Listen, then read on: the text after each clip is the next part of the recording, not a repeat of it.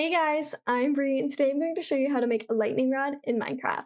So if you're sick of lightning destroying your builds, a lightning rod is how you're able to redirect the lightning, and instead of striking and ruining your builds, it will strike the lightning rod. So let's go ahead and open Minecraft and let's get started. Making a lightning rod is a lot simpler than you would think, so what you are going to do is find some copper. Now, you don't actually need that much copper, but I figured might as well get all of it. So now what you are going to do is smelt it. So open your furnace, put in the coal, and then put your raw copper on the top, and it will begin to smelt.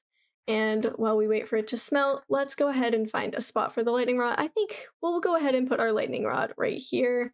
Let me grab some wood for our fictional build. Let's pretend this is our house.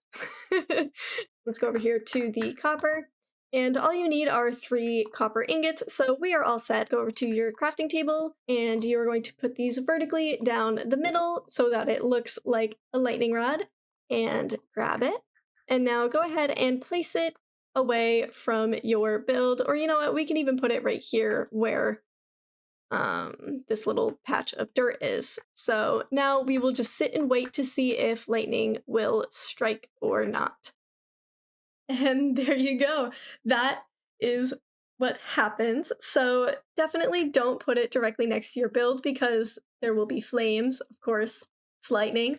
But it actually will direct the lightning to itself as opposed to one of your builds. Now your builds are safe and protected from the lightning because they won't hurt them anymore because of the cool lightning rod that we just learned how to make. I hope that this video was helpful for you guys, and I'll see you next time.